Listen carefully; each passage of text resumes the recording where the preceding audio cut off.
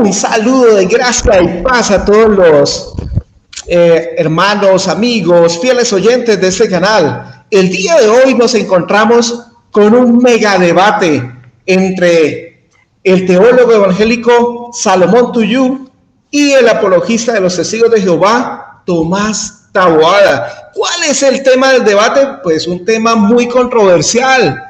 ¿Es el alma inmortal? ¿Existe un infierno de fuego eterno? Esos dos temas se van a combinar, se van a mezclar el día de hoy para dar un ingrediente maravilloso en este debate, ¿no? Entonces, primero que todo, sí, voy a especificarles cuáles son las reglas de este debate. Es un debate con altura entre dos caballeros, por lo tanto, evitar el ad hominem, atacar el argumento, ¿no? Nunca la persona, ¿sí? Evitar las falacias también. Y el objetivo primordial es que pues los oyentes se puedan enriquecer de este magno conocimiento entre estos dos dignos exponentes y puedan sacar sus propias conclusiones. El debate tendrá 6 intervenciones de 5 minutos cada uno. Por favor, tengan presente, ¿no? El tema del debate, ¿no? Hay que hablar del alma y hay que hablar del infierno también, ¿no? Entonces, los dos temas para que no se enfoquen solamente en uno, ¿no? Entonces, sin más preámbulos, vamos a empezar este debate. Tendrá 1 minuto de presentación, ¿no? Entonces, vamos a empezar con el teólogo, el pastor Salomón Tuyú, y posteriormente sigue la presentación de Tomás Taboada. Salomón, por favor. A todos los que nos alcanzan a escuchar aquí de este lado, el pastor Salomón de la Cruz, desde la isla de Cozumel. Le agradezco mucho a mi amigo Henry que pues nos está haciendo el favor de organizar y también de pues prácticamente ser el que va llevando el control de los tiempos en este debate. Muchas gracias, Henry. Y también le agradezco mucho la invitación que me hizo Tomás para este diálogo, que creo que va a ser de mucha bendición para todos los oyentes, tanto de un lado como del otro. Espero que sea de bendición. Saludos. Muchas gracias, Pastor Salomón. Ahora le damos paso a Tomás para su minuto de presentación. Matiz importante, si puede el Pastor Salomón aumentar un poquito el aparato del volumen. Se le escucha, pero un poco bajo. Bueno, pues aquí estamos ya más para exponer sobre este tema tan importante que tiene que ver con el estado de los muertos y los atributos también del Creador, ¿no? Acerca de ahí también si hay un lugar o no de tormento sin fin, ¿no? Y bueno, siempre es un motivo de gozo y de edificación para muchas personas el estar exponiendo acerca de temas como este.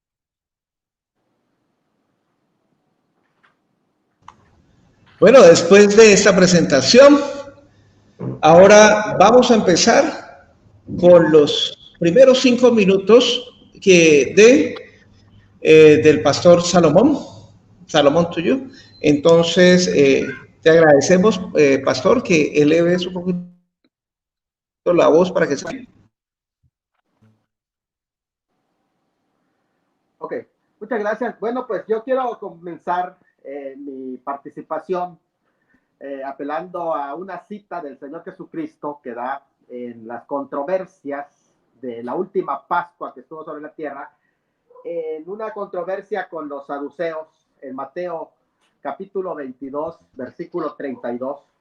Recuerden que los saduceos, eso es importante tomarlo en cuenta, no aceptaban la Tanaj, solo aceptaban la Torah, que es el Pentateuco. Por eso el Señor, en esta ocasión, cuando los confronta y le hacen la pregunta sobre el tema de la resurrección, porque ellos pues prácticamente no creían ni en ángeles, ni en la existencia de espíritus, ni en la vida ultratumba, ni en la sobrevivencia del alma, que hago una diferencia con lo que es la inmortalidad, que es totalmente diferente y tiene que ver con el cuerpo. Cita el Señor Jesucristo un pasaje del Pentateuco, no de los profetas, porque ellos no aceptaban los profetas, de modo que cita Éxodo 3:6, en un pasaje que ellos se sorprenden. ¿Por qué razón? Porque de en los tiempos más tempranos, el Señor hace una cita en donde los va a arrinconar entre la espada y la pared. Por eso ellos se sorprende, porque no cita a los profetas donde las evidencias sobre el tema de la resurrección y también sobre el tema de la vida futura, como en Daniel 12:12 o en Daniel 12:13, no los cita. Y recuerden que estamos hablando de que Daniel ya está hablando de la revelación progresiva más en los últimos días del Antiguo Testamento. Pero él no cita esos pasajes, sino que se va a lo que es el Éxodo. Interesante porque es un desafío, el hurga entre los textos de la Torá, y aunque ya de alguna manera había contestado la interrogante que ellos le hicieron, consideró el Señor Jesucristo dar un golpe propicio y final y contundente a la doctrina de los saduceos, que erraban por la ignorancia y su falta de fe, cuando usando el razonamiento de que si las promesas a los patriarcas no se cumplieron en cabalidad en la tierra, por ejemplo, no tuvieron más propiedad sobre la tierra que un sepulcro. Si Dios lo que les prometió fue la tierra prometida, y si en esta vida no se les cumplió y que su única herencia fue un sepulcro, y las condiciones de vida terrenal que ellos vivieron, incluso algunos de ellos fueron condiciones inferiores a la de sus vecinos que estaban fuera del pacto, que vivían alrededor de ellos, los cuales les hizo aspirar a ellos una patria celestial luego de esta tumba, como lo dice Hebreos 11:13-16, que aspiraban una patria celestial en que vivirían para ser recompensados eternamente. Así que era lógico, lo justo y lo que esperaban, que Él les había prometido una patria. Pero Jesús va más allá de la mención del Éxodo 3:6, cuando Él cita que Él es el Dios de Abraham, Dios de Isaac y Dios de Jacob, y Dios no es Dios de muertos, dice el Señor, sino de vivos, ya que si admiten la razón anterior, se necesita también que admitir la sobrevivencia del alma en un estado consciente, y la resurrección futura también. Son dos cosas que se tienen que admitir en ese pasaje, porque si Dios no es Dios de muertos, sino de vivos, entonces en algún lugar estará Abraham, Isaac y Jacob, y está hablando de personajes que físicamente estaban muertos y por lo tanto tenían que estar existiendo en algún sitio, porque Dios no es Dios de muertos, sino de vivos. Él hace una relación del eterno yo soy con los patriarcas para demostrar que ellos, esos patriarcas, aún tienen que estar vivos y conscientes. Y esta deducción lógica hace ver a los saduceos que de alguna manera ellos no se atrevían a negar en público esa declaración del Señor, porque estaría hablando entonces de Abraham, Isaac y Jacob como muertos, pero él dice, él no es Dios de muertos. El argumento del Señor Jesús es que en el momento cuando Dios dice a Moisés, escuchen este argumento, cuando Dios dice a Moisés estas palabras, yo soy el Dios de Abraham, le dice a Moisés, seguía manteniendo una relación de pacto con los patriarcas, aunque habían fallecido físicamente. Pero si el texto da a entender que ellos están vivos en Éxodo 3:6 y el resto del Pentateuco respalda la resurrección corporal también, entonces los saduceos deben reconocer que Dios tiene el poder para resucitar físicamente a los suyos que están viviendo en un estado desencarnado, en una vida física más allá del presente. O sea, su declaración es enfática. Dios no es Dios de muertos. Y esa expresión no solo excluye cualquier pensamiento que Dios no tenga relación con esos creyentes fallecidos, Abraham, Isaac y Jacob, en el momento en que se lo dijo a Moisés, pero aún más significa que los que han fallecido nunca han dejado de existir. Todo fallecido sigue estando bajo la responsabilidad del Dios viviente y no escapan bajo esa protección sus justos. Dios es el Dios de todas las almas difuntas, porque dice, es el Dios de Abraham, dice Jacob. Quiere decir que sigue siendo Dios aquí, sigue siendo Dios después de la muerte de sus justos. Él no está edificando sobre lo que no existe. Si Él es Dios de Abraham, Dios de Isaac y Dios de Jacob, y sobre eso está edificando, Él no está edificando sobre muertos. Y su obra redentora también era para beneficio de los santos difuntos, como lo dice el Salmo 16:10, que dice, no dejarás mi alma en el Seol. Estas almas están vivas. Eso se llama la sobrevivencia del alma en estado desencarnado. No es la inmortalidad que tiene que ver con el cuerpo de resurrección.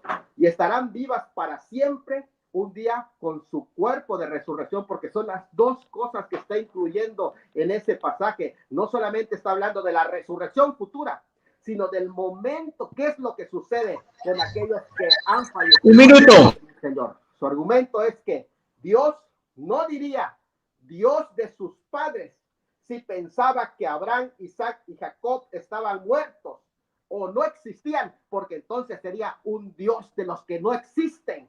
¿Cómo le va a decir a Moisés, después de 400 años de que había fallecido Abraham, yo soy el Dios de Abraham? ¿Cómo? Si está muerto, entonces va a decir, yo soy un Dios de muertos.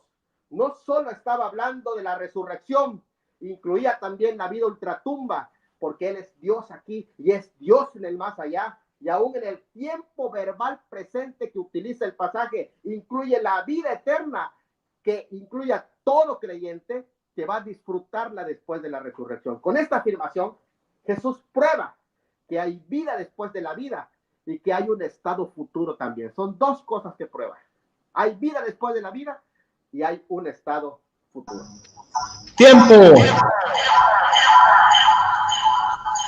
No sé si cuánto me queda por allá.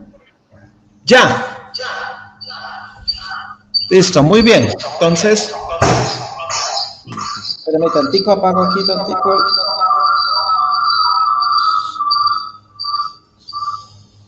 Bueno, muy bien. Muy bien, gracias, Pastor Salomón.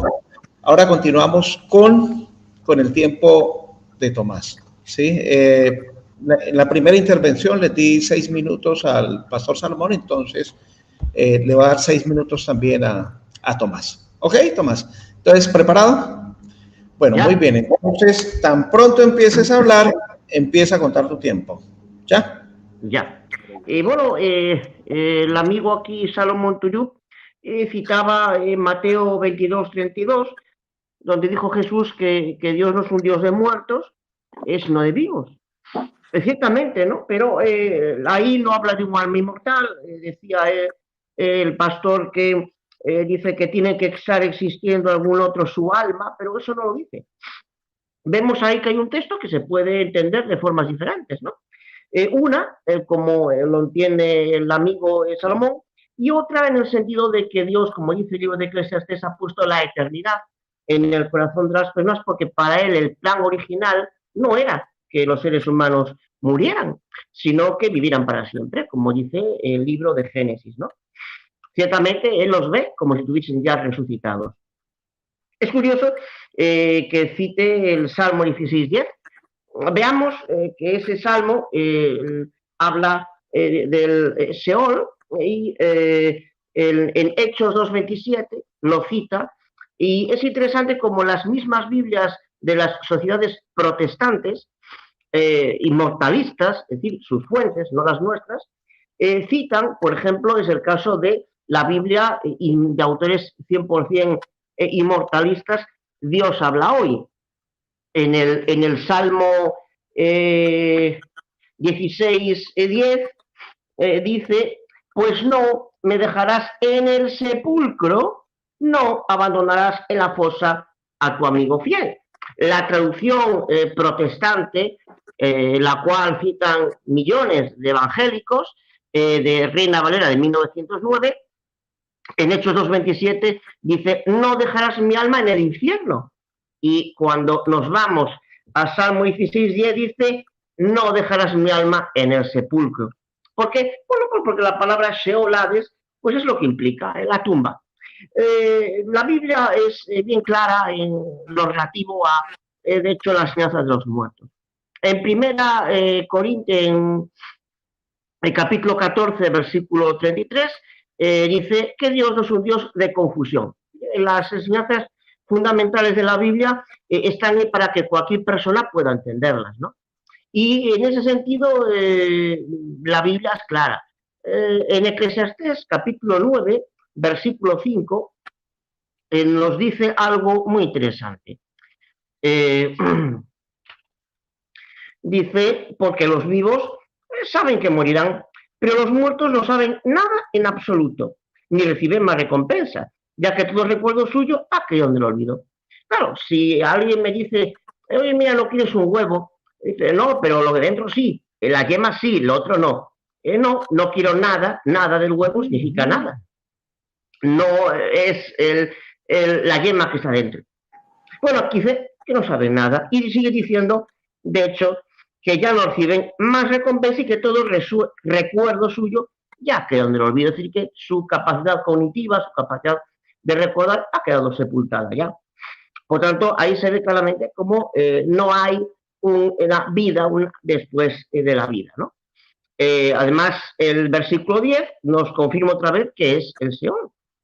Todo lo que tú puedes hacer, hazlo con todas tus fuerzas, porque no hay actividad, ni planes, ni conocimiento, ni sabiduría en el Seol, en la tumba, el lugar a donde vas. No dice el lugar donde va tu cuerpo, pero tú, tu yo, pues sigue existiendo por ahí. También con respecto, como intercambio de criterios, también hace alusión al tema de la enseñanza del infierno, y los autores del mundo evangélico suelen citar Marcos 9, 43 en adelante, o otros textos afines, ¿no? Donde su gusano no muere y el fuego nunca se apaga, pero al mismo tiempo se sostiene que el mismo que dijo estas palabras es el mismo que dijo que ese lugar de ese Gehenna, lugar del hijo de Hinón, dijo en Jeremías 7:31, mira que ahí edificaron esos lugares altos en Tofet, que están en el valle del hijo de Hinón, a fin de quemar a sus hijos en el fuego, cosa que yo, Jehová, no mandé ni se me pasó jamás por mi corazón.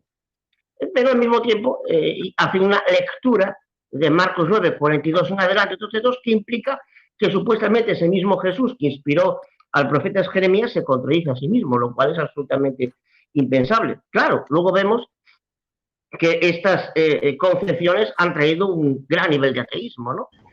Un minuto. Y lo cierto es que en el libro de Ezequiel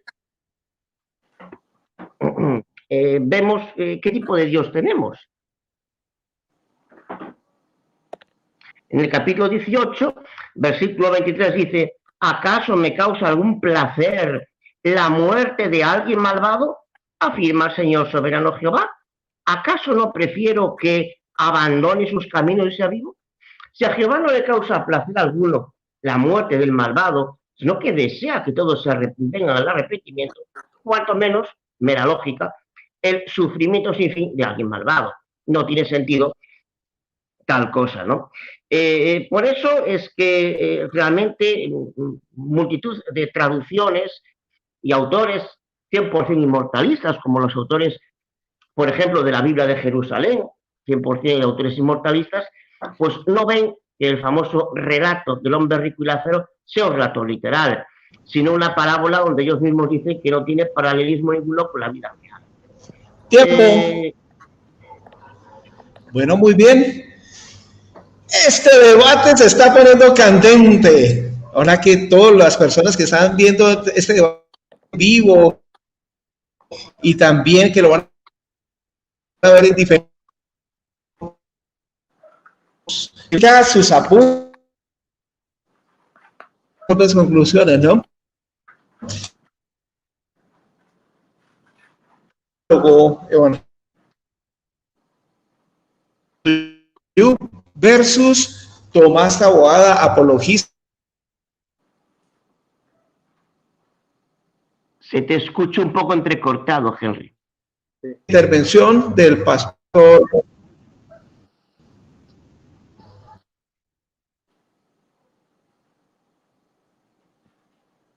Salomón.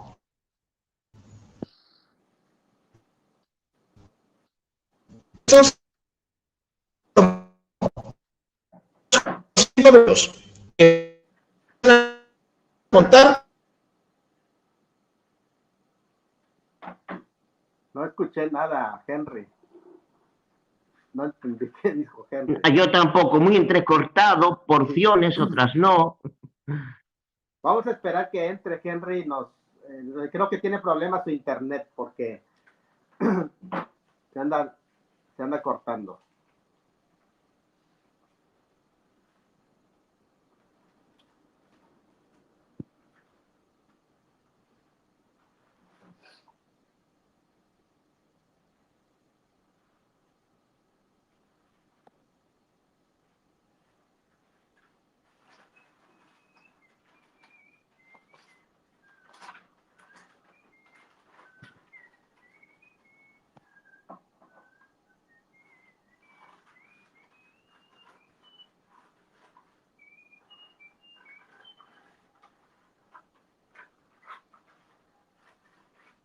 Henry, si puedes entrar y darnos pauta por allá.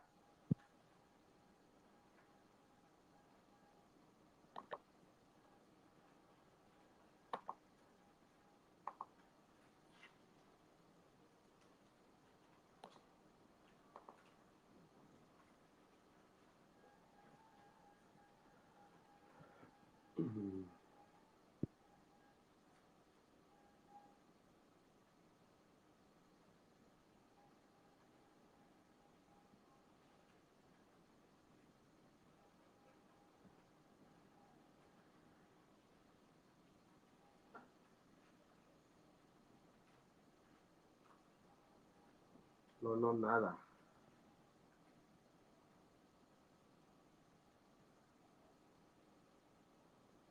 Henry, ¿puedes apoyarnos entrando de nuevo? Mensaje. A ver. Ahí viene, ahí viene. Bueno, se me había caído la red. Estoy desde mi recinto de trabajo y entonces pues seguimos con los 5 minutos del pastor Salomón. En caso tal de que me vuelva a caer la red, entonces por favor el tiempo, llévenlo ahí para que continúen y no va a hacer ninguna pausa, sino continuar con el debate. ¿Listo? Entonces los 5 minutos de el teólogo pastor Salomón. ¿Preparado, Salomón? Bueno, muy bien. Entonces, empieza a contar los minutos desde el momento en que empiezas a hablar, Salomón. Ok, muy bien. Bueno, pues aquí ya tenemos una primera presentación y gracias, le agradezco por el tiempo. Me gustaría retomar algunas notas que hacía mención aquí el amigo Tomás, porque en primer lugar, me parece que está fuera de discusión el tema de las traducciones. ¿Por qué? Porque yo prefiero para la exégesis ir a los idiomas originales. Entiendo que muchas traducciones tienen ese problema, como por ejemplo la traducción del Nuevo Mundo, que tiene también un garrafal de problemas en traducción. Lo mismo cualquier traducción tiene sus limitaciones útiles en cierto sentido, que pueden ayudar a dar cierta luz, pero cuando se trata de estudios a profundidad, es mucho mejor ir en la exégesis a los idiomas originales, porque es ahí en donde uno va a encontrar las respuestas. Entonces es importante en este sentido este planteamiento. Por ejemplo, el tema de la referencia a lo que es el Seol, que es el hebreo Seol, que se traduce como Hades, y no dejarás mi alma en el Seol. Habla del alma, no habla del cuerpo, porque precisamente es allí la diferencia de que ahí se está haciendo, es en dónde va el alma tras morir, porque Seol, el concepto de Seol, que por cierto no es un concepto pagano, sino que es un concepto tomado de las expresiones del Antiguo Testamento, y este concepto que muchas veces sí puede usarse figuradamente referidas a la muerte, pero la mayoría de las veces se usa en sentido literal para hablar del lugar de los espíritus que han partido. Y esto es algo que tenemos que tomar siempre en cuenta, porque nunca se refiere a un hombre cavando un Seol, porque ese es el lugar donde Dios envía a los muertos. Lo que el hombre cava es un kever, que es la tumba, y eso es algo completamente diferente. Bueno, en este sentido también hay una expresión que es muy recurrente y definitivamente lo esperaba en la ponencia, que es la expresión de Eclesiastés que los muertos nada saben. Recuerden que Eclesiastés, en primer lugar, cuando hablamos de la revelación progresiva, estamos diciendo que Eclesiastés no es el punto final para hacer la exégesis en la doctrina de la vida ultratumba. De hecho, Eclesiastés no se ocupa de hablar de la vida ultratumba. Eclesiastés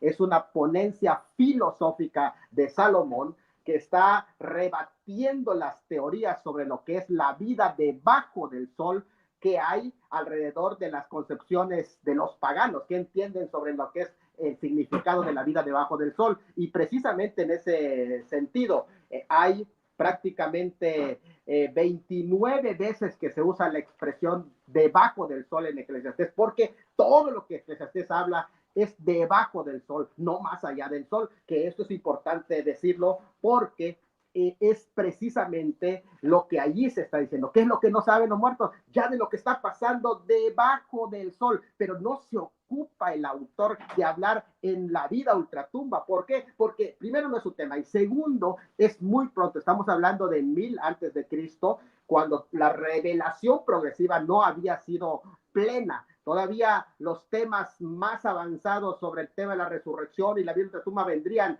ya posterior incluso a la época de lo que es el cautiverio. ¿Por qué? Porque el pueblo ya oprimido, cansado de lo que estaba viviendo, de la opresión de las naciones, ya quería pues prácticamente algo más allá, y Dios le hace la promesa del más allá. Empieza a meditarse y a revelarse la cuestión de la vida del más allá, incluso de la resurrección en Daniel 12, pero no antes. Y esto es importante entenderlo porque es la revelación progresiva. Y hace mención también de, no sé si se me acabaron mis 5 minutos todavía. No, te faltan 40 segundos. Continúa. Okay. Hace mención también de Ezequiel 18:26 sobre que Dios no quiere la muerte del que muere, y definitivamente Dios no lo quiere. Pero esto no significa que no van a tener un juicio. Y aquí no estamos hablando de una relación de Dios con el inconverso solamente, sino que estamos hablando del juicio final. Son dos cosas, ¿no? Que tras la muerte viene también un estado intermedio en donde esperan para el juicio o recompensa, dependiendo, y también posterior en la resurrección en un estado final. Dios no quiere, porque no es su voluntad. Tiempo. Que todos proceden a arrepentimiento. Tiempo. Listo, muy bien. Bueno, ahora continuamos con Tomás, con su segunda intervención. ¿Listo, Tomás? Cuando empieces a hablar, entonces... Perfecto. Entonces bueno, ya. Decía el amigo Salomón que no tiene en cuenta las traducciones, pero eso no es válido, porque eso es como si a nosotros nos muestra, por ejemplo, un número de la atalaya o de alguna Biblia, y nosotros decimos, no, mira, eso no vale. No, pues realmente no, porque aquí estamos hablando de su misma denominación, de traducciones que utilizan millones de evangélicos con el amparo de pastores religiosos, y ellos mismos los utilizan también, con lo cual aquí hay un problema. No se puede decir, no, mira, es que yo aquí me aparto de esto. No, porque estamos hablando de su misma denominación. Dice que el Salmo 16 habla del alma. Claro, es que el alma puede ser el yo. Es decir, no dejarás mi alma, mi yo, en el Seol. Es interesante en ese sentido que esto armoniza totalmente con Salmo capítulo 30. En Salmo capítulo 30 vemos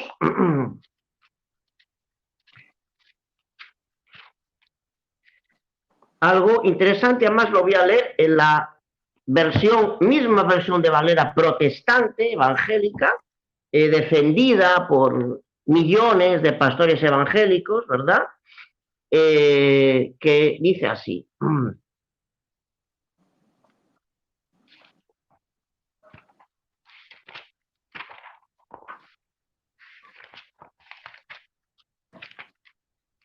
El versículo capítulo 30, oh Jehová, hiciste subir mi alma, ¿de dónde? Del sepulcro.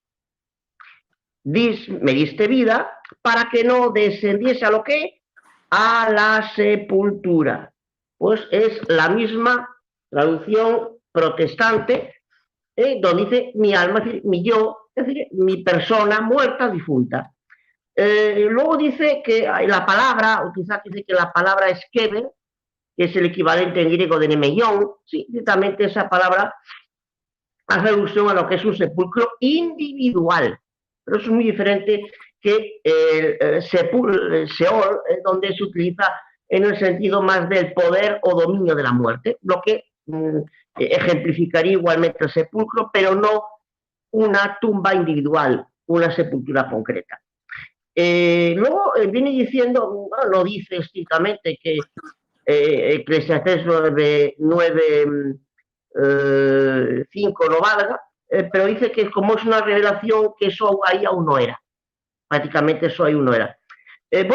Cuando el apóstol Pablo escribe, no existían prácticamente textos del Nuevo Testamento, de las escrituras griegas. Y no obstante, lo que nos dice en su segunda carta, capítulo 3, versículo 16, es lo siguiente. Dice, 2 Timoteo 3, dice ahí, toda la escritura, interesante, toda la escritura, y por tanto el libro de Eclesiastés también, ¿verdad? Está inspirada por Dios y es útil para enseñar, para censurar, para rectificar. Es decir, para rectificar cosas o conceptos erróneos, incluido con respecto al estado de los muertos, ¿verdad? Para educar de acuerdo con lo que está bien, a fin de que el hombre de Dios esté perfectamente capacitado y completamente preparado para toda buena obra. Por tanto, evidentemente, Eclesiastés también. Jesús dijo, tu palabra es la verdad. Y cuando dijo eso, se refería a las escrituras hebreas. Un minuto. Correcto.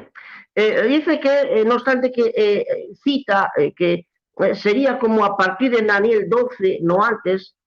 Sin embargo, curiosamente, Daniel 12 estamos hablando de lo mismo.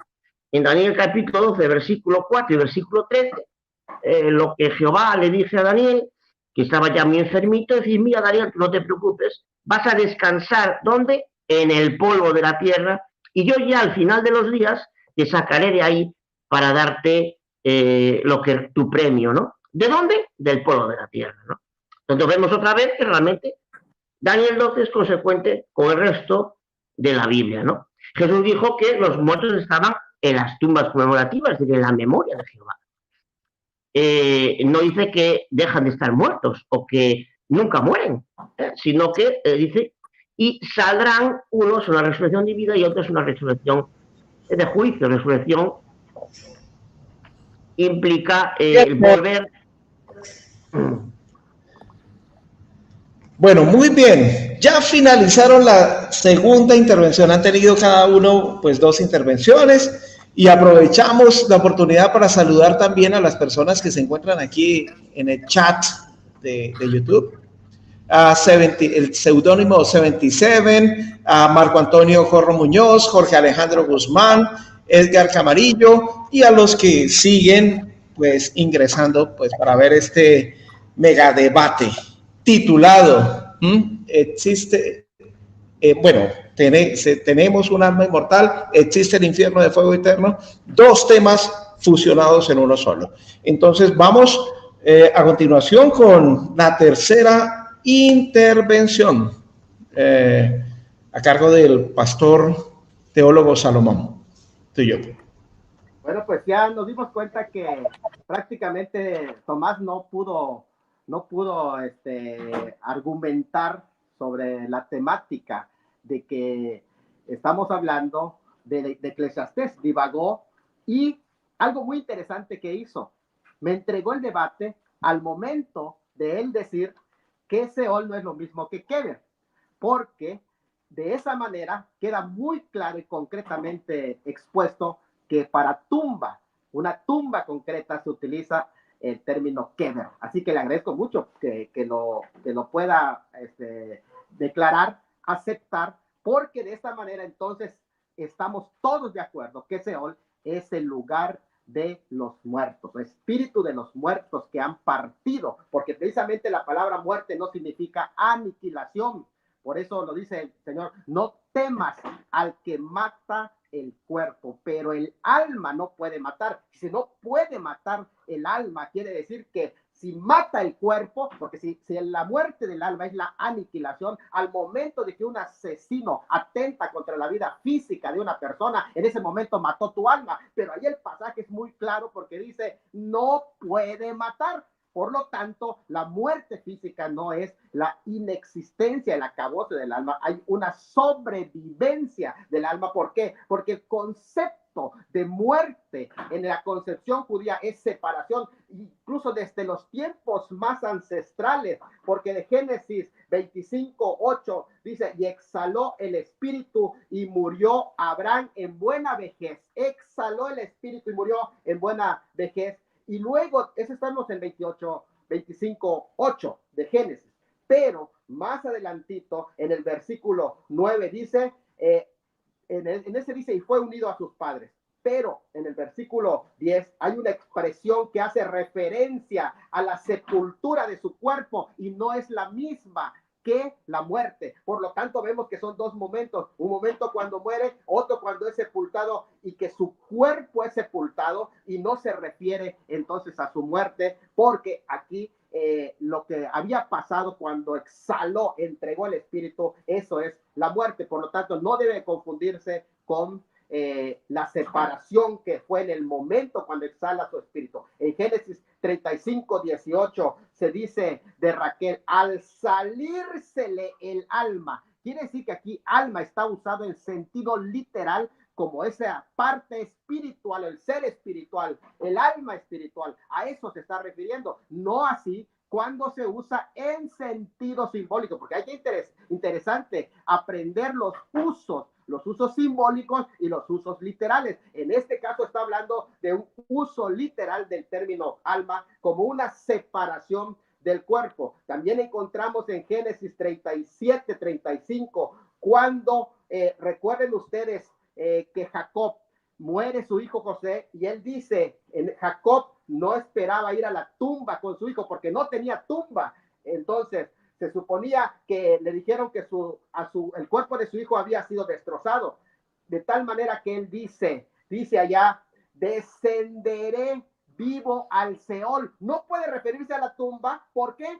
Porque supuestamente José había sido devorado. Entonces, ¿a qué lugar iba a descender? Al Seol. El Seol, que es el lugar de los espíritus que han partido. También entendemos que en Primero de Reyes 17:21 al 22, cuando ora Eliseo por el alma, dice, del hijo de la viuda que había muerto, Elías el tisbita, perdón, en ese sentido, Elías dice que le volvió, el Primero de Reyes 17:21 y 22, le volvió a él un minuto y revivió. Note qué interesante es eso, que aquí también alma se usa en sentido literal y no figurado. Por lo tanto, entendemos que es separación. Y el Señor Jesucristo lo dijo también en Lucas 15:24, ¿qué es la muerte?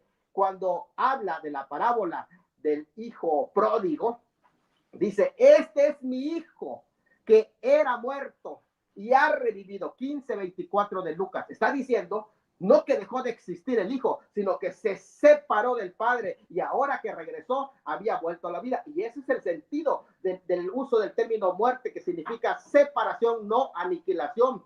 El partir en Cristo, Filipenses 1:23. Se le dice que el partir, la muerte es partir con Cristo, y ese partir es muy importante porque es la frase ser soltado y estar con Cristo. Entonces es algo muy importante. Habla de que no hay... Listo, tiempo. Muy bien. Ahora vamos con la tercera intervención de Tomás. ¿Listo, Tomás? Entonces, desde el momento que empieces a hablar, empiezo a contar tu tiempo. Perfecto. Bueno, dice usted que el Seol es el lugar de donde van los espíritus de los difuntos que han partido. Bueno, eso es lo que no lo dice la Biblia. La Biblia lo dice en una parte, mira, el Seol es el lugar donde van los espíritus inmortales que han partido. No. En segundo lugar, ya de entrada, bueno, sí, yo dije que Claro que no es no es un sepulcro individual, pero no quiere decir que no sea el lugar simbólico de la neutralidad que implica la inactividad absoluta de la muerte, que por consiguiente se ejemplifica igual con la tumba, tal y como de hecho lo vierten multitud, tal y como hemos visto, de traducciones avaladas por el mismo mundo protestante, ¿no?, al que el señor Tuyú pertenece. Dice que, por ejemplo, que dice que exhaló Abraham el espíritu. Bueno, Génesis 2.7 nos indica que es el espíritu, ¿no? Dice que Jehová procedió a crear al hombre, a formar al hombre del polvo de la tierra, insufló el aliento de vida, el espíritu, tal como nos dice Salmo 146.3, sale su espíritu, él vuelve a la tierra, en ese mismo día perecen sus pensamientos, destinos, cuya definición más inmediata significa pensar, pensamiento, es decir, actividad mental. Entonces, ¿qué es el espíritu? La energía que da la vida, ¿no? Al menos en ese contexto, ¿no? Por eso es que en Génesis 22 dice que murió todo lo que tenía espíritu de vida. Y los animalitos no tienen almas inmortales, como reconoce el mismo mundo evangélico. Bueno, sin embargo, Dios no habló con una marioneta. Dios no dice, mira, de todos los árboles que hay, podéis comer, como quien habla con una marioneta inerte. No, Dios le habló a Adán. Por tanto, Adán es el que iba a dejar de existir. Y es decir, el alma viviente Adán, el nefes Adán.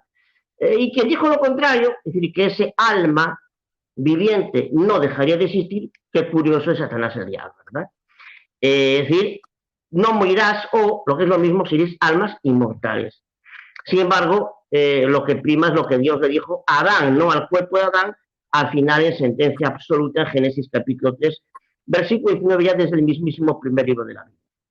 Bueno, cita el Génesis 35, 18, dice que Raquel, al salirse del alma, claro, a Raquel se le fue la vida, fue la vida, se le fue la vida. Y luego cita Génesis 37, 35, dice, descenderé a la tumba. Estaba, bueno, simplemente le estaba tan turbado, tan dolido, que lo que deseaba es morir, y se expresa en esos términos, ¿no?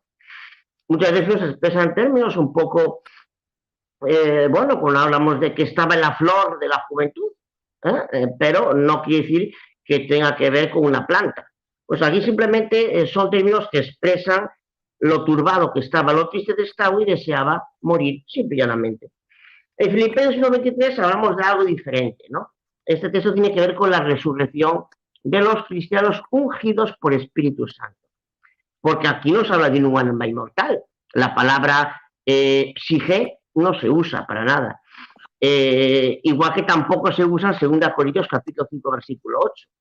Ni la palabra ruach, simplemente habla, en contraste con 1 Corintios capítulo 15, versículos 50 y 44 en adelante, de la resurrección de aquellos cristianos que eran ungidos por el Espíritu Santo, que formaban el Israel de Dios. Resurrección, no inmortalidad, que no tiene nada que ver una cosa con la otra. La palabra alma, sin embargo, sí aparece multitud de veces, como vemos en la Biblia, y la palabra Tomás, paremos tantico el tiempo, lo voy a parar aquí porque el pastor Salomón se salió. Entonces, mire, ya ingresó. Entonces, ya, mire, yo lo había parado el tiempo, 4 minutos, ¿oyó? Entonces, te falta 1 minuto, Tomás, para terminar tus 5 minutos de tu tercera intervención. Como decíamos, la palabra alma aparece multitud de veces en la Biblia y la palabra inmortal o inmortalidad aparece unas 7 veces. Sin embargo, la palabra alma inmortal no aparece ninguna. Dios, que no es un Dios de confusión, sí utilizaría esa expresión si realmente fuera bíblica. Sin embargo, en Ezequiel 18:4 vemos que aparece la palabra alma mortal. Dice, el alma que pecare morirá. Es lo mismo que decir alma mortal. Realmente, es como dice el Salmo 6.5. Bueno, dice claramente el Salmo capítulo 6, también otra vez nos viene diciendo el estado de los muertos. Salmo 6.5 dice otra vez, porque en la muerte no hay mención de ti. En el Seol, en la tumba, ¿quién te alabará? Vemos otra vez como realmente en la muerte como la muerte es la muerte, no hay más tiempo. Vale. Bueno, muy bien, este debate se está volviendo cada vez más candente entre dos dignos exponentes. De verdad que da gusto ver un debate como estos, en el cual se ven argumentaciones de parte y parte fundamentadas en las Sagradas Escrituras. Y también aprovechamos la oportunidad para saludar a las personas que están ingresando. Cada vez se van adhiriendo más personas. Camino hacia la verdad,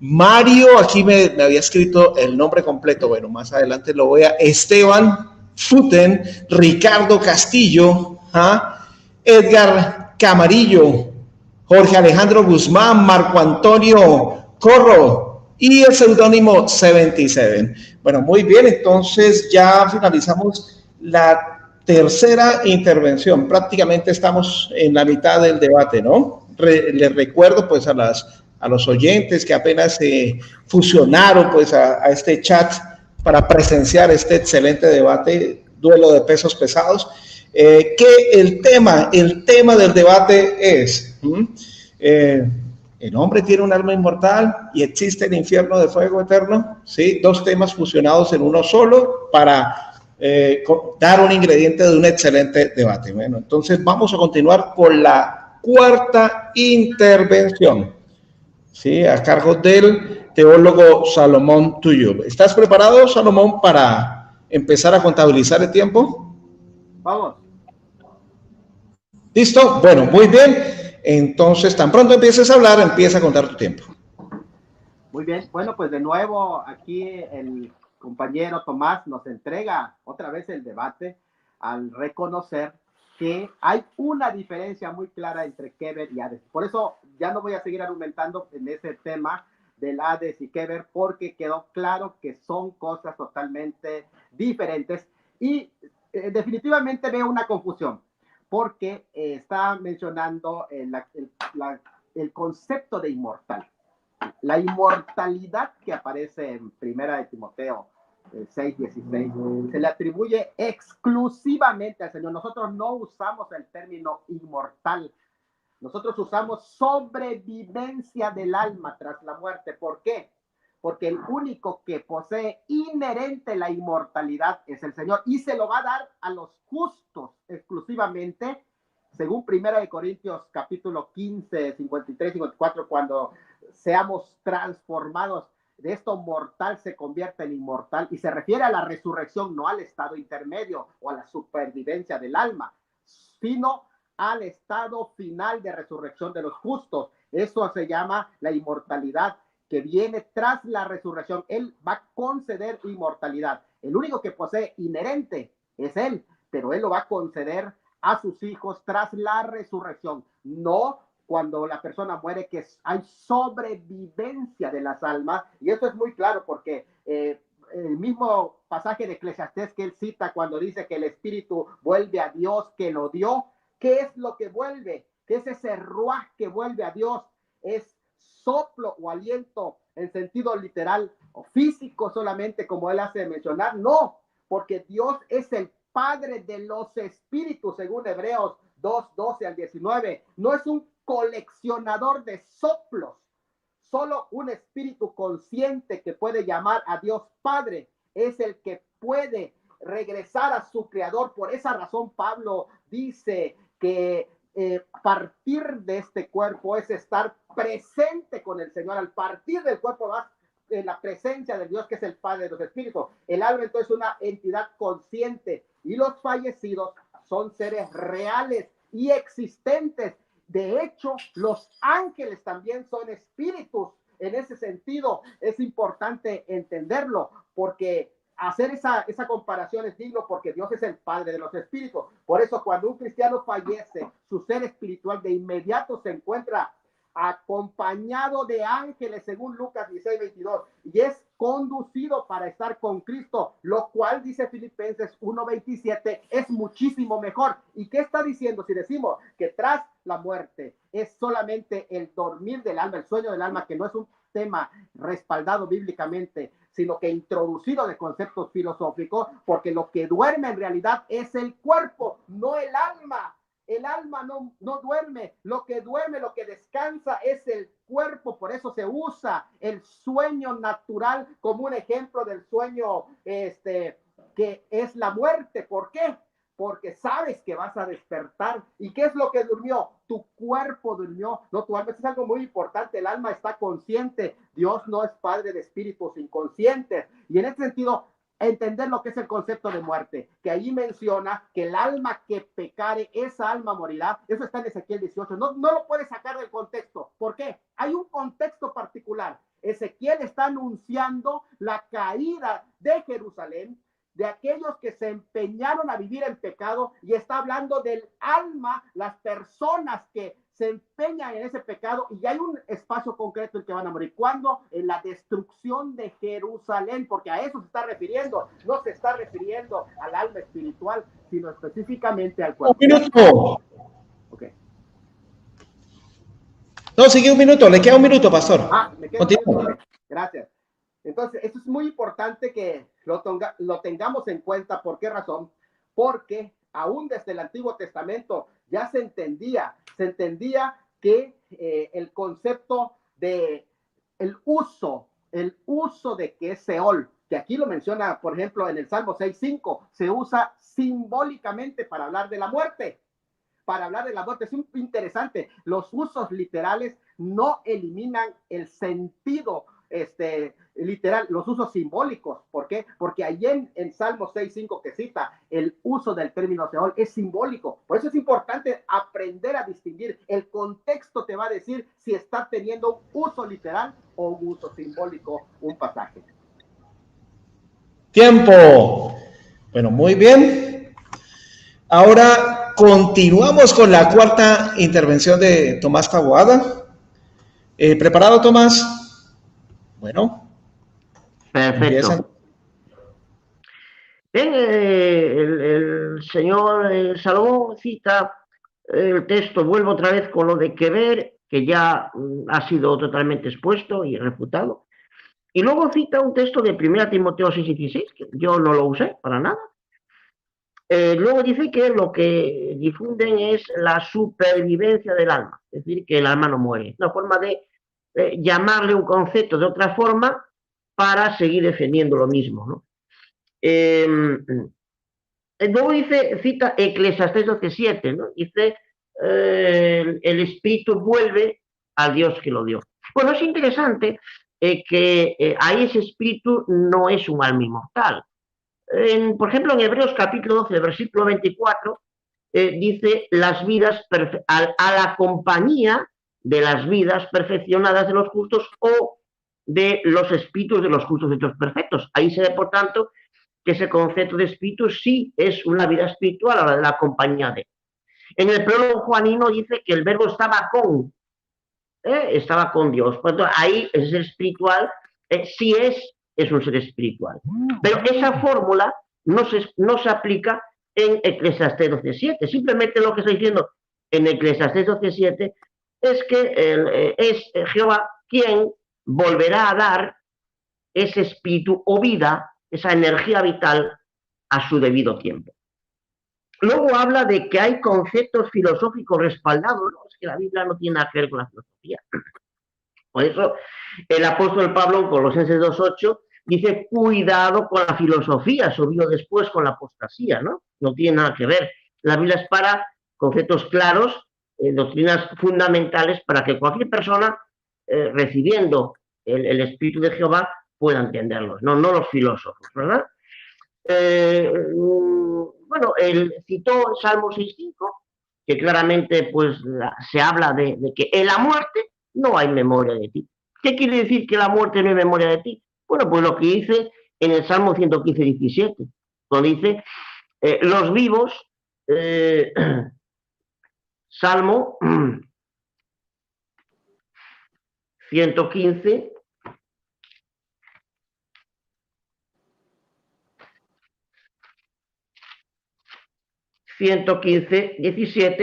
los muertos no alaban a Jah. Cuando dice, no, mirad, es que los cuerpos de los muertos no alaban a Jah. La Biblia es que es muy sencilla al final. Sino los muertos, a secas. Y en contraposición dice Y sigue diciendo, tampoco los que bajan al silencio de la muerte, al Seol, es decir, a la sepultura. Pero nosotros, los que vivimos, alabaremos a Jah desde ahora y para siempre. Ahí está otra vez un paralelismo entre los muertos, que como están muertos no pueden hacer nada, y los vivos.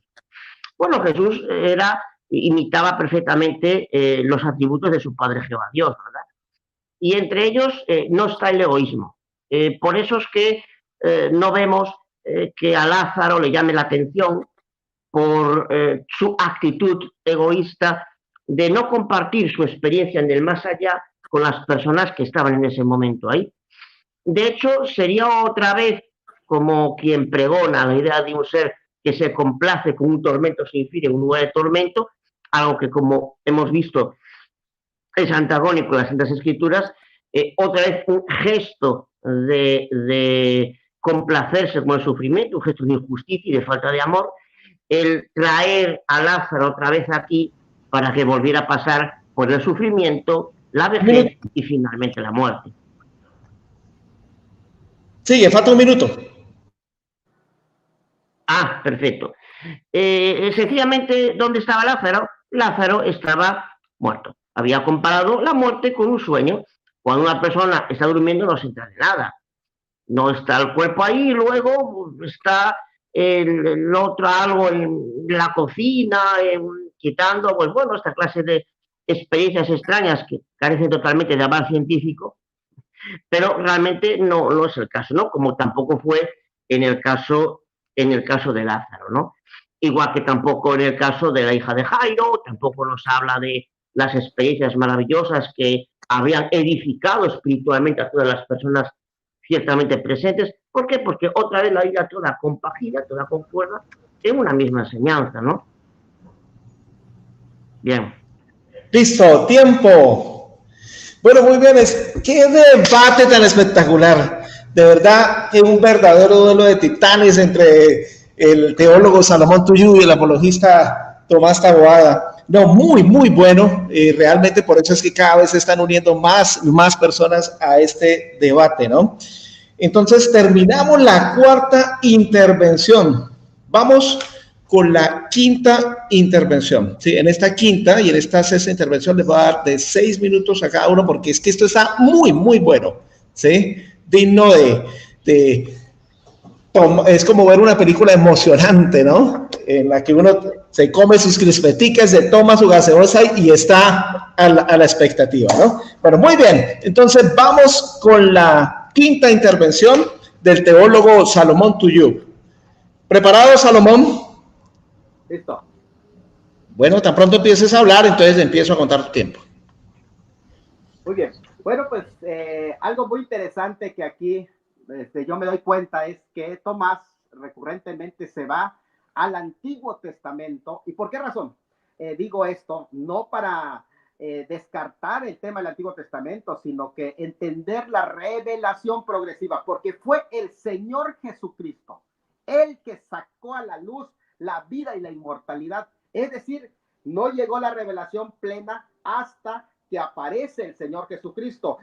Quiere decir que los pasajes que él cita no se van al tema de la vida ultratumba, porque este tema de la vida ultratumba no se tocó a profundidad por la revelación progresiva hasta que viene el Señor Jesucristo, y entonces el Nuevo Testamento ya amplía este concepto, esta enseñanza de lo que es la inmortalidad. ¿Qué es lo que entonces pasa en los pasajes que él cita de los Salmos y del Antiguo Testamento? Lo que sucede es la perspectiva sobre la tierra. Es decir, los autores de los Salmos no ven más allá de lo que pasa sobre la tierra. Y esto es muy importante. ¿Por qué razón? Salomón, voy a parar tu tiempo. Trata de hablar más fuerte para que se escuche más fuerte como en las intervenciones anteriores, y te puedes acercar un poquito más. ¿Sí? Llevas 1 minuto y 5 segundos, ¿no? Entonces te la detuve porque sí se está escuchando muy bajito y también los espectadores me están escribiendo que por favor hables un poquito más fuerte, ¿ok? Bueno, muy bien, entonces prosigue por favor y habla más fuerte y te puedes acercar más, muchísimo mejor. Bien, entonces los escritores del Antiguo Testamento no fueron más allá de lo que sucedía sobre la tierra hasta la tumba. No trascendían. Ahora, sí, proféticamente y por el Espíritu ahora podemos interpretar. Sin embargo, hay algo importante que debemos de saber, que ellos siempre hablaron de la condición sobre la tierra hasta que llegó la muerte física.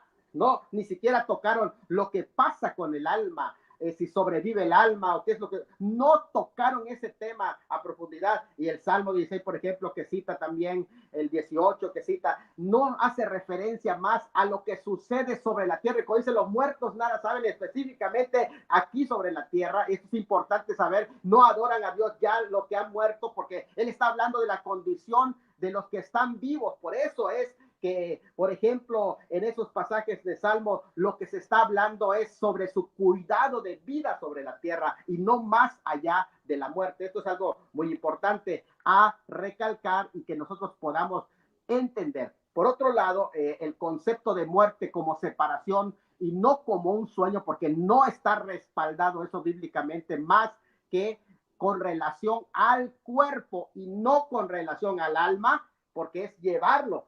Inclusive, si él dice que es el sueño del alma, entonces está hablando de la existencia de un alma espiritual, y en ese sentido ya le está atribuyendo a lo que él mismo está negando. Sería una contradicción, porque sería como decir, no temas al que mata el cuerpo, pero el alma, fíjese, ahí aparece el alma. Entonces es importante en este sentido. Ahora, me llama la atención que cita la historia del rico y Lázaro. Y yo digo la historia porque podríamos argumentar en base a varios pasajes de la Biblia y el mismo texto, que se trata no de una parábola, De hecho, en la forma en que él mismo lo narra, presenta a Lázaro como una persona, y el ejemplo que él pone te da a entender lo que da Tomás.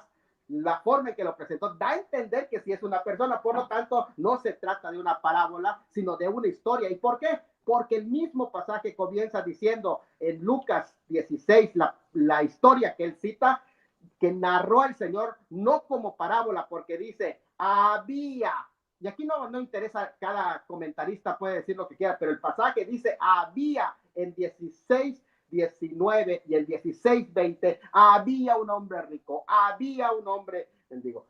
También porque hay un tiempo presente de vida, muerte y luego de más allá. En el versículo 22, murió y fue sepultado, y en el Seol o en el Hades alzó sus ojos. También porque habla de dos vidas, de dos muertes y de dos más allá, de dos personas. Llega el punto en que mueren y hay dos más allá para ellos.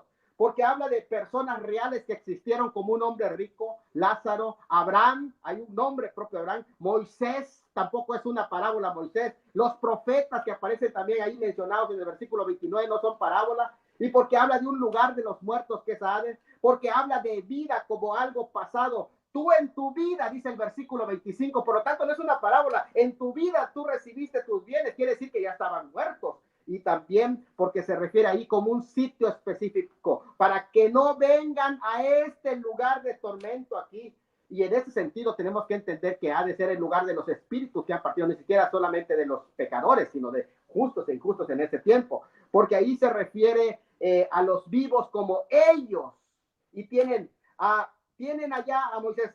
A ellos tienen, óiganlos, dice el versículo 28 y 29. Quiere decir que están en un diálogo de ultratumba, más allá de la... O sea, si me niegas que está hablando de un diálogo más allá de la tumba, entonces voy a decir que es una parábola, pero se acepta que es un diálogo después de la tumba. Quiere decir que no es una parábola, porque se refiere a sí mismo como un muerto, no como un aniquilado. Él murió el rico, y dice, murió, no fue aniquilado, sino que fue separado de su cuerpo, que es lo que significa la palabra muerte, y a sus hermanos los ve como vivos. Él está muerto, ve a sus hermanos como vivos, y si alguno fuere a ellos de entre los muertos, está pidiendo de entre los muertos de aquí que se vayan para allá, está hablando, está dialogando, a menos que digamos que el Señor está mintiendo. Y porque incluso la declaración de Abraham es clara cuando responde al que está en el Hades, le responde a Abraham. O sea, estamos diciendo, por lo tanto, que Abraham no existe, que es un mito o que está delirando. con los que están vivos, habla de los que están vivos en el versículo 30. Tiempo. Bueno, se cumplieron los 6 minuticos que dije que les iba a dar a cada uno en esta quinta intervención. Muy bien, ahora continuamos con los 6 minutos de Tomás. Cuando empieces a hablar, empieza a contar tu tiempo, Tomás. Perfecto. Voy a empezar por último de todos. El relato del hombre. Espérame tantito, Tomás. Salomón, por favor, trata de ampliar más el sonido para tu próxima intervención porque se escuchó bajito en esta quinta intervención, ¿oyó? ¿Listo? Ok, muy bien. Entonces, listo, perdóname la interrupción, pero necesitaba decir esto. Ok, Tomás, por favor, empieza. Bueno, voy a empezar por lo último, el relato del hombre rico y Lázaro, el cual incluso reconocidos mentores del mundo protestantes y 100% defensores acérrimos de la inmortalidad del alma, como César Vidal, por ejemplo, sostiene que es una parábola. De hecho, la Biblia de Jerusalén, que es utilizada tanto por católicos como por protestantes, como Biblia de cabecera, en un comentario a pie de página, para que las personas que nos están escuchando puedan verlo, dice, historia parábola sin relación alguna con la historia. Se compone de 2 partes. Aquí lo tenemos. Podemos ver claramente que su misma Biblia, su mismo instrumento que ellos utilizan, no ampara. De hecho, como muy bien ya ha dicho el compañero Tuyú, empieza exactamente igual que la parábola del mayordomo infiel, el cual es una parábola. Había una vez un hombre rico que aparecen una serie de elementos, se habla de la lengua del rico, se habla del dedo de Lázaro, la lengua es un músculo, pero dijo Jesús que un espíritu, ahí ya entendidos efectivamente como ser espiritual, no tiene ni carne ni huesos.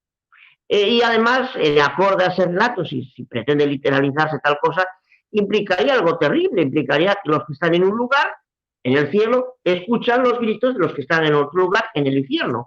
Algo absolutamente contrario pues, al sentido común con el debido respeto. Luego citó también el texto de Mateo 10:28, pero citó la primera parte, la segunda la omitió.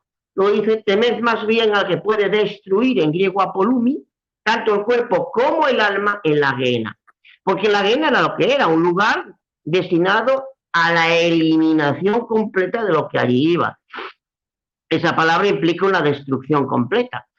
Entonces, pues, ¿qué quiere decir así Jesús? Bueno, pues que realmente hay que temer a aquel que puede destruir por completo y no al ser humano, ya que el ser humano puede matarlo a uno, pero si está en la memoria de Jehová, ese es como si estuviese vivo, porque le va a volver a dar la vida, ya que él no está sujeto al tiempo. Esta exégesis está amparada por lo que dice la parte final del versículo, ¿no? Temen puede destruir tanto el cuerpo como el alma en el Gehenna, que era un lugar de destrucción y no de conservación, precisamente, ¿no? Luego dice, además se contradice con el debido respeto el señor YouTube, porque en una intervención anterior usted ha dicho que el alma inmortal ya estaba reflejado en las escrituras hebreas. Ya hacia a partir del libro de Daniel, que ya estaba reflejado, pero antes no. Pero luego ahora aquí dice que no trasciende, ya que no, que en el Antiguo Testamento no, que es después. Y al mismo tiempo ha citado Génesis 35:18 en una intervención suya como presunto aval de la inmortalidad del alma, lo cual es una contradicción impresionante. Permíteme que se lo diga. Luego dice que que los textos que yo hablo son de una perspectiva sobre la tierra. No, lo que pasa es que estos autores no concebían el ser humano como un alma encarcelado en un cuerpo en absoluto. Y de hecho, hasta tal punto es así que reputadas obras enciclopédicas de la cristiandad, pues también lo dicen, no las nuestras, sino las suyas. Así, por ejemplo, el diccionario teológico enciclopédico de Editorial Verbo Divino de Luciano Pacomio, Luigi Padoves, Rino Frisella, William Henn, entre otros muchos reputados autores inmortalistas, dice así: en la Biblia, la palabra alma sirve para indicar la vida o el hombre viviente. no se concibe nunca como una parte o un elemento separado. El término indica sobre todo al sujeto de las manifestaciones vitales, especialmente las conscientes y espirituales. Página 34. Claro, es que realmente al final exactamente lo mismo que decimos nosotros, ¿no? La Biblia enseña pues que el alma es el ser, la persona, la vida, depende desde cómo se enfoque el concepto, ¿no? Dice que el rico, dice que, y murió también el rico, dice que fue separado del cuerpo. Eso no lo dice la Biblia. Eso, con el respeto, se lo agrega usted a la Biblia. Cosa que no es nada recomendable. Porque la Biblia dice, no agregues a mis palabras a fin de que te reprenda y seas hallado mentiroso.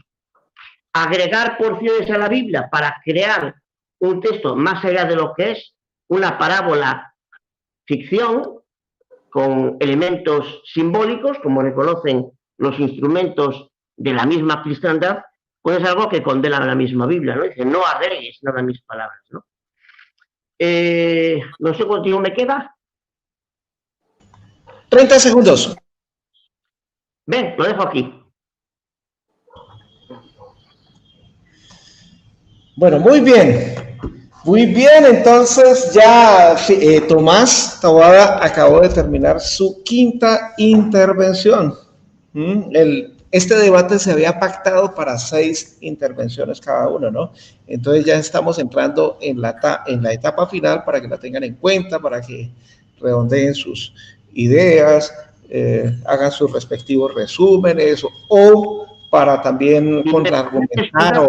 Un pequeño dato. Eran 6, es decir, aquí esta ya sería la última de las 6. Sí. Y luego serían una cada uno de 3 minutos. Una cada uno de 3 minutos. Ah, bueno, listo, muy bien. Entonces terminamos con la 6ª intervención y luego una adicional de 3 minutos ya para finalizar. Listo, muy bien, gracias por la aclaración, Tomás. Entonces, es el momento para que el teólogo Salomón Tuyuk empiece. ¿Preparado ya, Salomón? Hablar fuerte, por favor. Listo. Muy bien. Bueno, pues vimos claramente que no se puede omitir la realidad de lo que es una parábola, porque una parábola es una historia basada en la vida real. En todas las parábolas del Señor Jesucristo están basadas en historias de la vida real. Están tomadas de la vida real, máxima esta que no es una parábola. Si aún que fuera una parábola, pongámosle y démosle crédito a que sea una parábola, que yo ya presenté 10 argumentos que no es una parábola, pero póngale que sí es una parábola.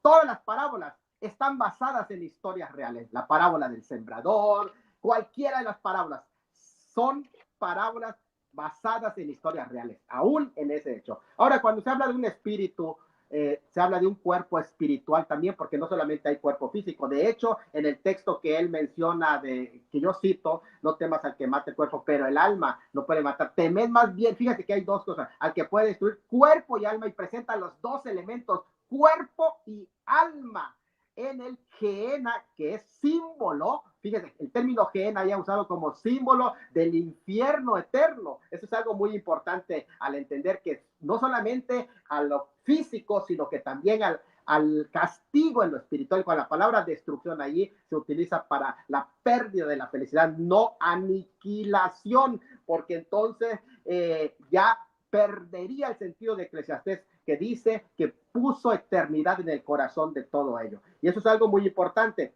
Por otro lado, también tenemos que entender que en Lucas 23:43 hay una parte en donde dice que aquí en esta Biblia se mal traduce porque dice, de cierto te digo, hoy estarás conmigo en el paraíso. ¿Por qué se mal traduce la palabra semerón? Porque aquí, como si estuviera señalando el tiempo en que pronunció Jesús la promesa al bandido de la cruz, sino que se está hablando aún el tiempo en el que se cumplió precisamente. Es decir, está señalando cuándo se cumplió la promesa del Señor que le hizo. De cierto te digo que hoy mismo, es lógico que Jesús estaba hablando al ladrón en ese último día de su vida sobre la tierra, y afirmar lo contrario sería un esfuerzo inútil. Se da ya por sentado, aún sin que aparezca el adverbio hoy en esta oración, de que Él le cumplió esa promesa en ese momento. El punto es que, como el adverbio hoy no puede ser la declaración de una cosa aquí sabida e implicada, lo más natural es que no necesita ser expresado así. Es decir, hoy ahí es mencionado usando para señalar una parte necesaria relacionada con la promesa hecha al malhechor en dos sentidos: para la vida presente y para el más allá. El hoy es la respuesta del Señor y está dirigido a responder específicamente la petición futura del penitente arrepentido, ante el quien hace él su Mesías, a su Mesías le hace una petición futura: acuérdate de mí cuando vengas en tu reino, el cual le contesta con un tiempo presente: no tienes que esperar mi segunda venida en gloria, aquí estoy, yo te contesto hoy. Esa es la respuesta de ese mensaje de alivio de inmediato: hoy mismo estarás conmigo en el paraíso. Y esto es algo que es muy interesante, porque está utilizando este término para mostrar, de cierto te digo, que aparece prácticamente unas 80 veces en los evangelios, y esta frase es favorita de Jesús, pero nunca con el adverbio hoy.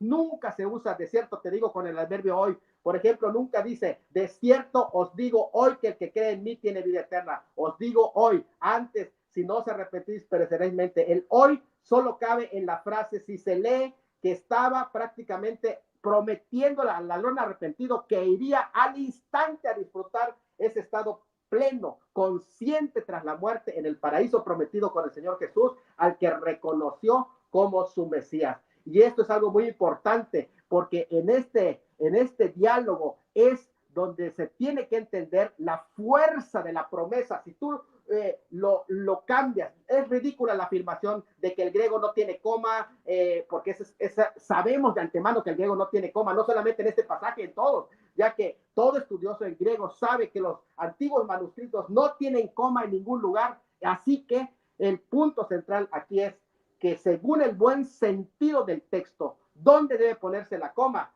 Todos han concordado que debe ser en la palabra hoy. De cierto te digo que hoy mismo estarás conmigo en el paraíso. Esa es una afirmación que está dándole esperanza al ladrón en ese momento. ¿Te queda un minuto? Me queda un minuto, ok. Y entonces es algo muy importante en este sentido, pero también recordar el testimonio del apóstol Pablo.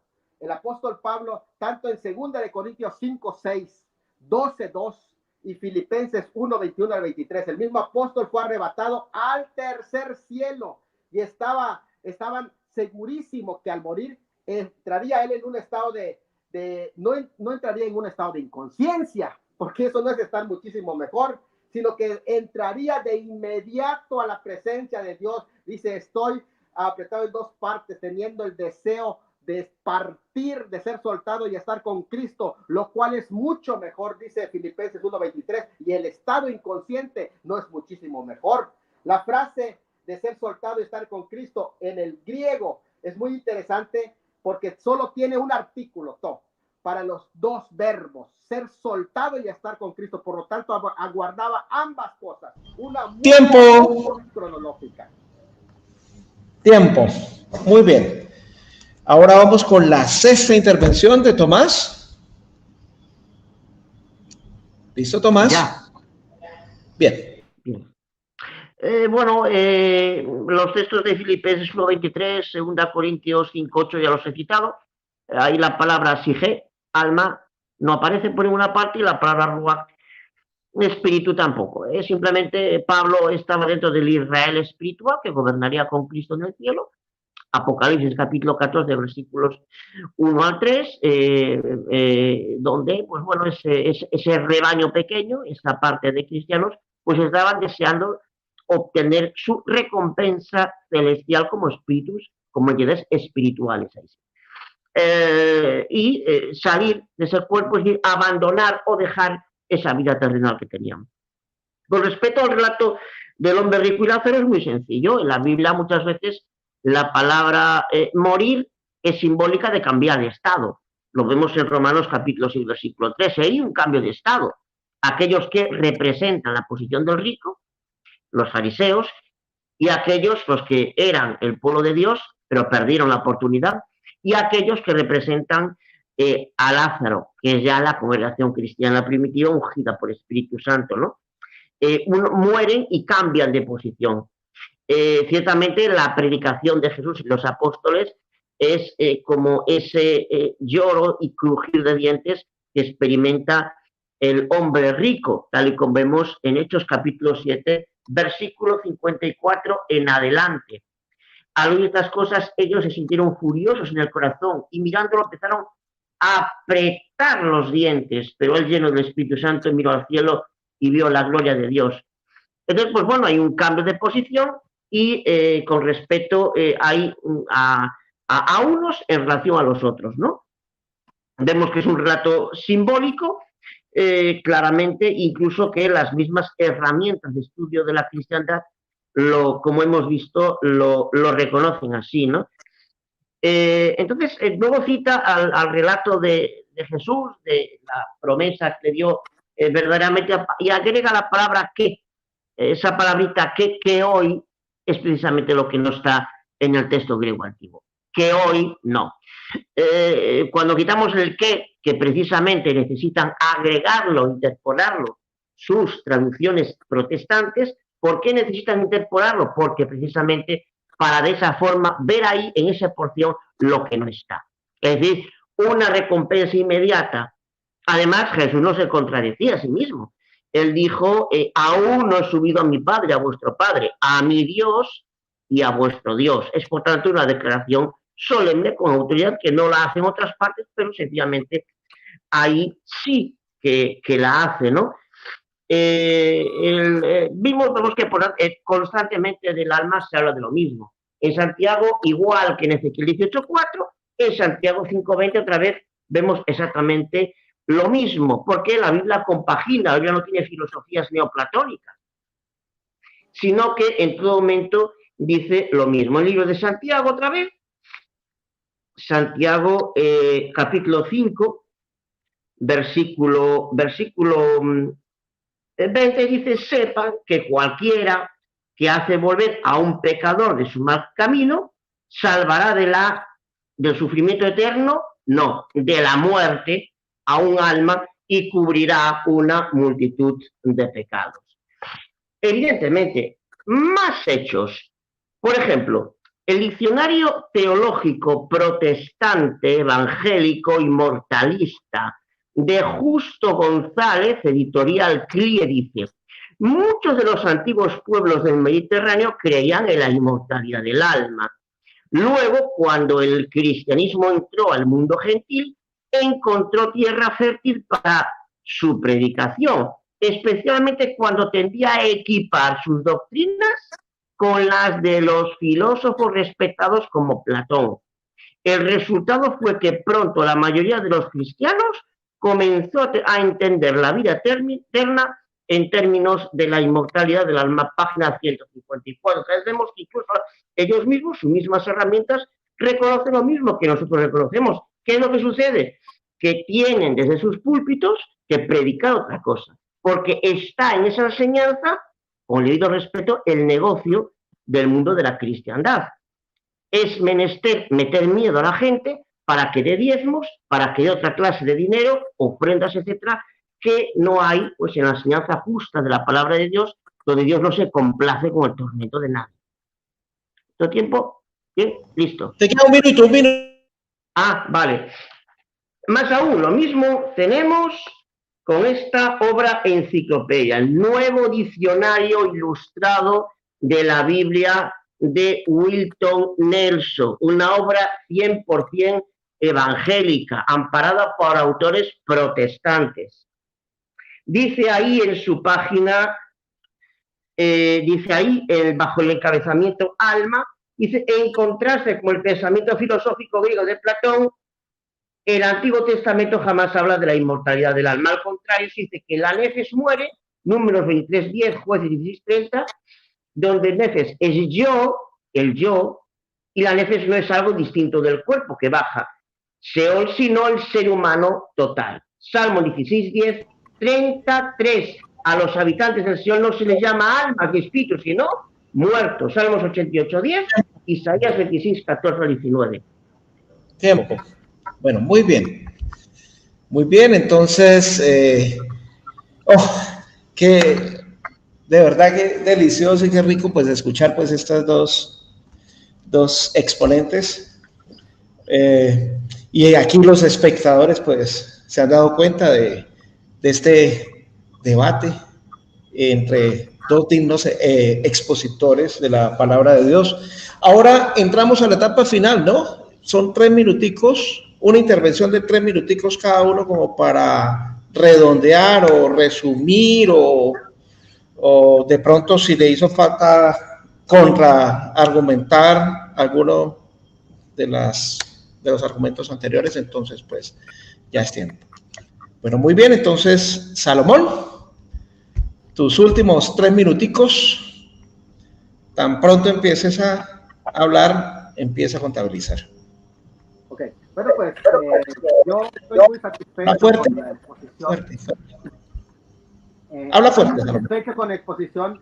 Quiero decirles que para mí es muy claro, entonces, cuando hablamos de muerte como separación, y esto definitivamente está respaldado por muchísimos pasajes de la Biblia, lo mismo que el término alma en sentido literal, a diferencia cuando se usa en sentido simbólico, que también tenemos que entender ese tema. Lo mismo el término Seol cuando se utiliza en sentido literal y cuando se usa como un sinónimo de muerte también hacemos la diferencia. Para mí ha sido muy claro y todos los pasajes respaldan la supervivencia del alma, de modo que hay una compaginación. Cuando nosotros entendemos un pasaje que ha sido dado para entender la vida sobre la tierra hasta la muerte física, no tenemos ningún cuestionamiento para decir que después ya los muertos de esta tierra nada saben. Definitivamente no saben nada. ¿Por qué? Porque ya murieron, ya no necesitan ir a comprar, ya no necesitan ir a ver cómo trabajar para sus necesidades. Ya de esta tierra ya nada saben. Esto no está afirmando ni está enseñando sobre la vida más allá de la tumba. Para eso hay otros pasajes de la palabra del Señor que han sido presentados. Y aquí bien dijo allá Tomás, no estamos viendo las opiniones ni de los intérpretes ni de otros filósofos, sino qué es lo que enseña la Sagrada Escritura, que es lo más importante. Y una cosa, saber que este tema fue enseñado por el judaísmo del Segundo Templo. Están los pasajes cuando se recurre a la escritura deuterocanónica y también incluso hasta la apócrifa del periodo del Segundo Templo, nos damos cuenta que no es un concepto que ha sido prestado en otros. Ahora, hay paralelismo definitivamente en las religiones que tratan el tema. Al tratar este tema de la vida más allá, hay religiones que lo tratan definitivamente, pero eso no significa que la Biblia les copió a ellos, sino que son temas en común en el que se basan, y cuando se estudia, por ejemplo, la fenomenología de la religión, se entiende que esos temas son temas que ocupan el mismo área de discusión, y lógicamente que hay cuestiones en las que van a incluso hasta coincidir, porque para nosotros no es si está o no de acuerdo la religión egipcia o la religión griega o la religión romana. Para nosotros no es lo más importante. Lo más importante ¿es bíblico o no es bíblico? Y hemos visto que la sobrevivencia del alma es algo bíblico, que es lo más importante. ¿Me queda un minuto? No, 10 segundos. 10 segundos, ok, ya está. Listo, muy bien. Muy bien. Gracias, Pastor Salomón. Ahora vamos con los últimos 3 minuticos de Tomás Taboada. Tomás. Bueno, pues hemos visto lo que de una forma bien sencilla enseña la palabra de Dios. La Biblia no es de filosofía, para filosofar, ni conceptos filosóficos, sino para que la gente entienda. Como dice el apóstol Pablo en 1 Timoteo 2:4, su deseo es que todas las personas lleguen a un conocimiento exacto de la verdad, y por eso da su palabra en conceptos sencillos para que todo el mundo la entienda, ¿no? Nada es nada, por tanto, cuando dice los muertos, pues como hemos visto, no sabe nada, él ha muerto, nadie puede hacer memoria de ti, pues es porque nadie puede hacer memoria de ti. El alma muere, lo hemos visto claramente, que lo enseña en cantidad de sitios, y Jesús jamás pudo pretender contradecir lo que la palabra de Dios enseñaba. De hecho, lo dijo claramente, que tu palabra es la verdad, ¿no? Y el apóstol Pablo dijo, toda la escritura es inspirada para censurar, para rectificar, incluso conceptos erróneos, ¿no? Y en ese sentido, las escrituras hebreas también lo son, y por tanto también tienen tanta validez a la hora de mostrar, a la hora de exponer conceptos, ¿no? Que aparte están respaldados, como hemos visto, por las escrituras griegas cristianas, ¿no? Y bueno, realmente cuando con el paso del tiempo y la expansión de la apostasía, pues ciertos conceptos empezaron a fluir, y ya lo dijo la Biblia, ¿no? Que poco a poco, pues muchos enseñarían doctrinas e enseñanzas falsas, como estas, adoptadas por Platón ya en Babilonia, en el siglo V antes de nuestra era, y luego ya, de hecho, muchos de estos filósofos pues terminaron adoptarlas para convencer a gente, que es la apostasía, ¿no? Y bueno, la Biblia está bien clara en ese sentido. La enseñanza es uniforme. Dios no se complace en haber preestablecido un lugar para que muchos sean atormentados sin fin, ya que Él es amor, y no se complace en la muerte, menos aún en el sufrimiento sin fin. Sería un concepto antagónico, contradictorio, que al mismo tiempo predispusiera un lugar para el tormento sin fin. Entonces, no, la Biblia entonces se estaría contradiciendo, y la Biblia no se contradice. Bueno, no sé cuánto me falta, Henry. 20 segundos. Bien, bueno, y hemos visto claramente lo que Dios le dijo a Adán. Adán era un alma, y ese alma moriría. ¿Satanás qué dijo? No morirás, seréis almas inmortales. ¿Y qué enseña la cristiandad? Lo mismo. Somos almas inmortales. Tiempo. Muy bien, muy bien, muy bien. Sí, hemos llegado a la etapa final del debate. Quiero felicitarlos a ambos, al teólogo Salomón Tuyub y al apologista Tomás Taboada, porque hicieron un debate con altura, con respeto, ¿sí? Donde exponían ambos sus planteamientos, sus argumentos, refutaciones, contrarrefutaciones, ¿sí? Y por eso, pues, quiero felicitarlos, que la honra y la gloria sea principalmente para Dios, pero un debate como esto sí es digno de escuchar, ¿no? Entonces, pues, antes de finalizar, o el último minuto ya terminar, desde este canal, desde este canal, pues, queremos hacer como una campaña, ¿no? Para evitar esto, ¿no? Para evitar, pues, los insultos, para evitar las ofensas, ¿no? Dice, hermanos, rechacemos y denunciemos la falsa doctrina de los insultos. Ninguna palabra corrompida salga de vuestra boca, sino la que sea buena para la necesaria edificación a fin de dar gracia a los oyentes. Efesios 4:29. Debemos evitar en los debates siempre todos estos insultos, ¿sí? Y la campaña consiste en no debatir con aquellas personas que utilizan estos improperios. No debatir con esas personas que tienen la tendencia, pues, a ofender al oponente, ¿no? Porque de esa forma, pues, no se está edificando a nadie, ni a los oyentes. De una misma boca proceden bendición y maldición, hermanos míos. Esto no debe ser así. Santiago 3:10. Por eso, nuevamente, los felicito Tomás y Salomón por hacer un debate como dos caballeros que son, ¿sí? Siempre pues atacando el argumento y nunca pues a la persona. Entonces ahora vamos a finalizar el debate con un minuto, pero ya para despedirse, sin hablar del tema, ¿sí? Y bueno, entonces, Salomón, por favor. Pues yo quiero agradecerle a Tomás por este espacio de diálogo que pudimos realizar y también pues a Henry. Henry siempre realiza sus intervenciones de una manera profesional. A veces lo que nos afecta es el internet, que a veces se nos cae.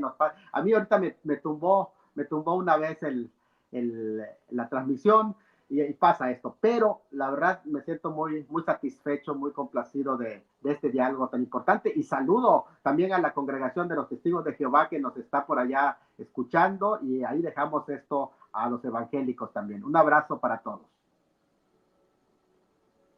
Bueno, muchas gracias, Salomón. Ahora, el minuto de despedida, Tomás. Bueno, pues es un placer enorme poder haber tenido este diálogo con el amigo el pastor Salomón. Es una, como se ve, muy educada en todo momento. Y bueno, aprovecho también para saludar desde aquí tanto a las comunidades de personas pues, evangélicas que han estado viendo, como a mis posibles hermanos testigos de Jehová. Y también felicito a la excelente labor de Henry, que ha pues, coordinado este debate. Bueno, muchísimas gracias y agradecer también a todas las personas que estuvieran presentes aquí, ¿sí? Camino hacia la Verdad, Marco Antonio, Argenis, Edgar Camarillo, Carlos Patiño, Esteban Schuten, Rubén Cuevas, y muestra a ver quién más está por aquí, Marco Antonio y todos los que iniciaron, ¿no? Ricardo, Esteban, y bueno, las demás personas, y se me quedó alguno pendiente, pues ya los había saludado anteriormente.